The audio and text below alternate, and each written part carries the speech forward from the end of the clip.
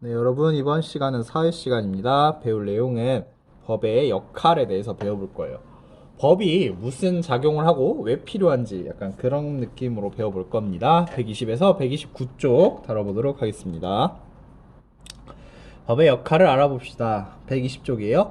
민지는 가족들과 외식을 하러 갔다가 음식점 종업원이 부당한 일을 겪는 것을 봤다. 민지는 집으로 돌아온 후에도 그 일이 계속 생각났다. 오늘 장사가 잘 안 되었으니 이 정도만 받아. 약속한 만큼이 아니잖아요. 기관에 신고하겠어요. 음식점 종업원이 정당한 대가를 받을 수 있을까요? 이거는 선생님이 이제 알바를 5년 해봤기 때문에 이런 거 좀 잘 아는데, 보통 음식점이 이런 식으로 하지 않고 편의점이 약간 이런 식으로 많이 합니다. 어, 편의점이 원래 그 최저임금을 잘 안 지키는 경우가 많아요. 그럼 그럴 때는 이제 고용노동부에 신고를 하면은 바로 뭐 경고 전화나 영업정지가 내려갈 수 있기 때문에 똑바로 줍니다. 근데 만약에 이 관점에서 주인이 경영을 할 거면은 목표치가 넘어가면은 그 초과분에 대한 비율을 알바생한테 주는 약간 성과급제로 간다면은 모르겠으나, 뭐 정해진 금액이 있으면은 당연히 정해진 금액을 줘야겠죠. 자신의 이익만을 생각해 다른 사람이 일한 대가를 제대로 지급하지 않는 것은 개인의 권리를 침해하는 일이며 사회 질서를 어지럽히는 것이다. 우리 사회는 개인의 권리를 보장하고 안정된 사회 질서를 유지하고자 법을 만들었으며, 문제가 발생했을 때는 법에 따라 해결한다. 법이 왜 만들어졌고 어떻게 적용되는지에 대해서 간단하게 나와 있죠. 다시, 우리 사회는 개인의 권리 보장, 안정된 사회 질서 유지 하려고 법을 만들었고, 문제가 발생했을 때 법에 따라 해결한다. 다음, 이제 121쪽입니다. 우리는 살아가면서 개인의 권리를 제대로 보장받지 못하는 경우가 있다. 이때 법이 개인의 생명이나 재산 등을 보호해 우리는 안정된 삶을 살 수 있다. 이제 개인의 권리 보장에 관한 사진입니다. 개인의 생명이나 재산을 보호해준다. 뭐 여기 소방관 사진만 나와 있는데, 뭐 경찰관, 소방관 이런 거 국가에서 월급 주죠. 선생님들도 국가에서 월급 주고, 어쨌든 그런 것처럼 뭐 이런 사회 안전망이 잘 갖춰져 있달까요? 개인의 생명이나 재산을 보호해준다. 다음, 개인 간에 발생한 분쟁을 해결해준다.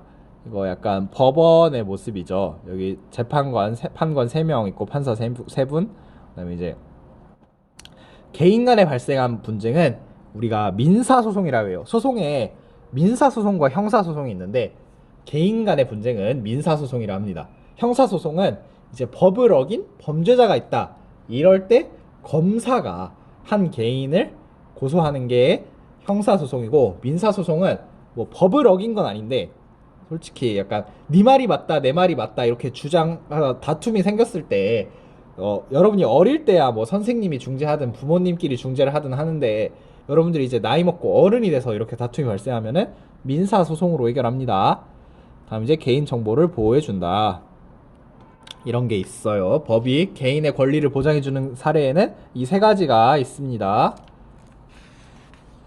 다음 122쪽이에요. 또 법은 사고나 범죄로부터 사람들을 보호하고 안전하게 살아갈 수 있게 해주며 사회 질서를 유지해준다. 우리가 살아가는 환경을 보호하며 쾌적한 환경에서 살아갈 수 있게 해준다. 뭐 아까 그거랑 크게 다르지 않죠. 개인의 생명이나 재산 보호를 해주는 것과 범죄로부터 안전하게 지켜주는 거, 뭐 재산 보호랑 범죄로부터 지켜주는 거랑 뭐 크게 다를 게 없다고 생각합니다. 또 생명을 보호해주는 거, 우리나라에서 막 뭐 총 못 쏘고 뭐 사람 죽이면 바로 감옥 가는 거, 그런 게 약간 이거랑도 관련이 있어요. 전혀 별개의 개념이 아닙니다. 사회질서 유지 개념 3개 볼까요? 교통사고 예방, 범죄로부터 안전하게 지켜준다, 환경 파괴와 오염을 예방해준다. 이렇게 3가지 있다고 하네요. 그래서 이제 첫 번째 과제, 122쪽의 맨 아래에 있는 법이 없다면 생활에서 어떤 문제가 생길지를 생각해서 발표해 봅시다 대신에 간단하게 적어보세요. 법이 없다면 어떤 문제가 생길지 적어보세요. 다음입니다. 123쪽. 법을 준수해야 하는 까닭을 알아봅시다. 그러니까 법을 왜 지켜야 하는가? 민지는 가족들과 영화를 보러 가려고 정보를 검색하다가 영화와 관련된 신문 기사를 읽게 되었다. 민지가 읽은 신문 기사를 살펴보고 우리가 생활하면서 법을 준수해야 하는 까닭이 무엇인지 생각해보자. 뉴스 기사를 볼까요? 뉴스 기사는 그러니까 모든 글이 제목이 가장 중요하죠. 뉴스 기사도 당연한 거고. 최신 영화를 불법으로 유포한 20대 처벌 위기. 영화 제작사가 영화를 불법으로 올린 모 씨를 고소했다. 경찰서 수사팀은 우리 집에 게시되어 있는 영화를 내려받은 후 다시 올리는 방법으로 저작권을 침해했다고 밝혔다. 저작권법 위반 혐의로 조사 중이다. 그림을 보면은 뭔가 제작사가 되게 약자처럼 나와 있지만 만약에 실제로 이런 일이 발생하면은 제작사 쪽이 솔직히 여러분 영화 뭐 제작비 이런 거 들어본 적은 있을 거예요. 막 규모가 큰 영화는 막 100억, 200억도 우습고 마블 영화 막 1000억 쓰고 이러거든요. 근데 만약에 이런 철없이 뭐 이런 최신 개봉 영화를 올렸다? 그럼 바로 그냥 고소를 당합니다. 고소 당하면은 이제 평생을 벌어도 못 갚을 돈을 배상하라는 판결이 나올 수가 있어요. 다음은 124쪽입니다. 법을 어기는 행동은 다른 사람에게 피해를 주고 다른 사람의 권리를 침해하며 사람들 간의 갈등을 유발한다. 우리 생활에서 법을 지키지 않는 사례를 살펴보고 이러한 행동으로 어떤 일이 발생할지 상상하여 발표해보자. 법을 어기면 다른 사람에게 피해 주고 권리 침해, 그래서 싸움이 난대요. 그래서 생활 속에서 법을 지키지 않는 사례랑 어떤 일이 발생할지. 여기 주정차 금지라고 딱 표지판이 써져 있는데 잠깐 주차하는 것인데 괜찮겠지? 우리나라에 이렇게 생각하는 사람이 정말 정말 많죠. 근데 이거는 그런 사람들의 의식도 문제가 있지만 근본적으로 나라가 작은데 사람들이 많이 몰려 사는 그것도 있다고 봐요. 주차 공간이 충분하지가 않아서 발생하는 문제거든요. 이거는 이제 개인들의 의식도 바꿔야 하지만 국가 차원에서 약간 공공 주차장 같은 걸 좀 많이 마련해 주면은 그러니까 개선될 수 있을 것 같아요. 양방향에서 노력을 해야 된다 이 말이죠. 그래서 이제 차를 세워놨더니 뒤에 차가 막히고 있어요. 다음 이제 쓰레기를 버리지 말라 하는데 무단 투기를 했어요. 이거는 약간 쓰레기 봉투 값이 아까워서 그러는 것 같기도 해요. 여러분 그 100리터 쓰레기 봉투가 아마 4,000원, 5,000원 정도 할 건데 돈 주고 쓰레기를 버리는 게 아깝다고 생각하거나 뭐 그런 사람인가 봐요. 다음은 125쪽입니다. 법을 지키지 않는다면 어떤 일이 벌어질지 생각해보기. 법을 지키지 않으면 무슨 일어날 수 있는 일을 알맞게 연결해 봅시다. 이거 그냥 연결해 보세요. 과제. 다음, 우리 생활에서 법을 지키지 않는 사례를 더 찾아보고 이렇게 법을 지키지 않았을 때 어떤 문제가 생길 수 있는지 발표해 봅시다. 이거 과제. 근데 여러분, 그 선생님이 또 이런 과제가 125쪽에 그 2번에 있는 과제가 전에도 있었어요. 뭐에 있었냐면은 찾아볼까요? 117쪽에 3번.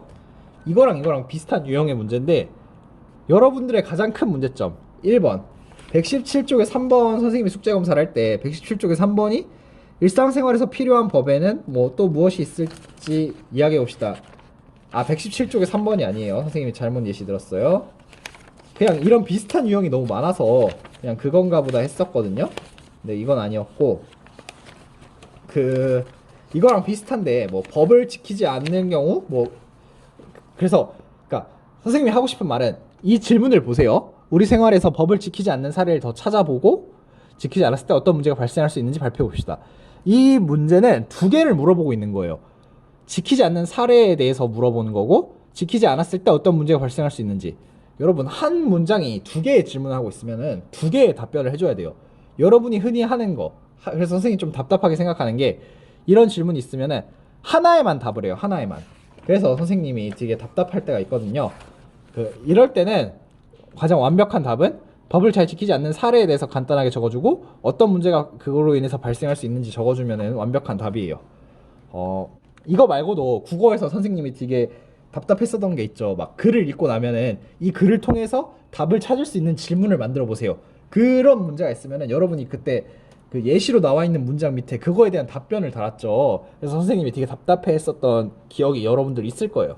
근데 그것처럼 이렇게 한 문장에서 두 개를 물어보면은 하나에 대한 답변 하나, 또 그 나머지 하나에 대한 답변 하나 이렇게 적어줘야 돼요. 선생님이 그런 거 약간 기본이라 생각하는데 그런 걸 안 지켜진 과제를 볼 때마다 좀 답답했어요. 다음은 126쪽입니다. 법은 개인의 권리를 보장해주지만 법을 지키지 않을 때는 재판을 해 타인에게 피해를 준 사람의 권리를 제한하기도 한다. 다음 대본을 읽고 재판의 흐름과 결과가 잘 드러나도록 모의 재판을 해보자. 뭐 누리집 영화 불법 유포 사건. 아까 그 뭐 불법 유포한 내용인가 봐요. 그래서 역할은 이게 원래 역할놀이를 했을 수도 있었을 텐데 코로나 때문에 상황이 이러니까 선생님이 그냥 빠르게 읽어볼게요. 역할은 판사, 피고인, 검사, 변호인이 있어요. 검사랑 피고인이 있으면은 형사재판이에요. 아까처럼 사람 대 사람이 붙으면 민사재판, 이제 검사가 등장하면은 형사재판이에요. 다음부터 피고인에 대한 재판을 시작하겠습니다. 먼저 검사 측은 공소사실을 말씀해 주시길 바랍니다. 공소사실 여기 내용 나와 있죠? 단어 뜻, 재판을 받게 된 범죄사실. 피고인은 뭐 언제부터 언제까지 제작사 제작한 영화 5편을 누리집에 올려 수작권을 심했습니다. 피고인은 이 공소사실에 대해서 의견을 제시해 주세요. 뭐 허가 없이 영화 올린 것을 인정합니다. 증거자료 제출해 주세요. 증거 제출합니다. 검사 측 의견 있으면 말해주세요. 막대한 피해를 입었습니다. 관객 수가 줄었고 경제적 어려움을 겪었습니다. 변호인 측에서는 할 말이 있습니까? 유포하기 전에 이미 여러 곳에 올라와 있었습니다. 따라서 영화가 입은 피해가 전부 피고인 때문입니다. 이런 말을 하면 안 돼요. 이런 말을 하면 안 돼요. 다른 애들도 다 하는데 나는 왜? 제발 이런 말은 하지 마세요. 법정이든 뭐 자신이 뭐 이런 혼나는 상황이 있을 때는 잘못을 인정하면은 실제 재판에서 선생님 생각이 아니라 이건 실제 재판에서 나만 그런 게 아니지 않느냐 이런 말을 하면은 판사가 형량을 더 무겁게 내리고 모든 죄를 인정합니다 이런 식으로 가면은 형량을 깎아줄 때가 있어요. 뭐 최근에 뭐 N번방이든 이런 거 뭐 적절한 주제는 아니지만 공소사실에 대해서 그 얘네들이 싹 다 인정, 전부 인정 막 이렇게 하고 있어요. 그 이유는 형량을 적게 받으려고. 어쨌든 가장 중요한 거는 이럴 때 다른 애들도 다 한다 이런 소리는 하는 게 아니에요. 다음 한사님 피고인이 활동한 우리 집은 최대 규모이며 불법 다운로드가 많이 이루어졌습니다. 가장 큰 손해를 끼친 것이 분명합니다. 마지막으로 최종 의견. 불법으로 처벌을 받았으나 이번에도 그랬습니다. 벌금 1,000만 원. 1,000만 원이면 너무 가벼운데요? 왜냐면은 영화사에서 관객 한 명당 뭐 그런 뭐 부가 수입 같은 것도 있고 뭐 어쨌든 그런 게 있을 텐데 1,000만 원이면은 어떻게 보면은 1,000명도 안 본 느낌? 그런 느낌이기 때문에 뭐 어쨌든 선생님은 좀 의아하지만 대본이니까 선사님 진지하게 반성하고 있으니 이 점을 고려해 주시기 바랍니다. 이거는 좀 논리가 어긋났어요. 진지하게 반성하는 친구가 다른 애들도 다 그렇게 한다라는 발언을 하는 순간 이미 이 논리와 이 논리 사이에 모순이 발생했어요. 피고인 더 하실 말씀 있습니까? 죄송합니다. 앞으로는 우리 집에 함부로 올리지 않겠습니다. 의견 잘 들었습니다. 판결을 선고하겠습니다. 제출한 비료 보면 유죄로 침입 500만 원에 처한다. 노역장에서 일하게 한다. 뭐 이런 결론이 났어요. 다음 128쪽입니다. 모의 재판 대본을 다시 읽고 재판의 내용을 생각하며 다음 물음에 답해보자. 재판을 받는 까닭은 무엇입니까? 어떤 판결을 받았나요? 처벌을 받는 까닭은 무엇인가요? 어렵지 않지만 과제로 해봅시다. 다음 128쪽 아래의 사진입니다. 법을 지키지 않는다면 어떻게 될지 생각해보고 지켜야 하는 까닭을 이야기해보자. 이 까닭 2개 말고도 여러분이 하나 까닭 생각해서 적어보세요. 다음은 129쪽에 OX 체크해보는 거예요. 그 다음에 아래는 여기 번호 적어보는 거죠. 이렇게 해서 과제로 해서 제출해 보도록 하겠습니다. 그래서 과제는 129쪽까지 교과서의 내용을 채워서 클래스룸에 올리는 것으로 하고 수업을 마치도록 하겠습니다. 이상으로 수업 마칠게요. 빠이빠이.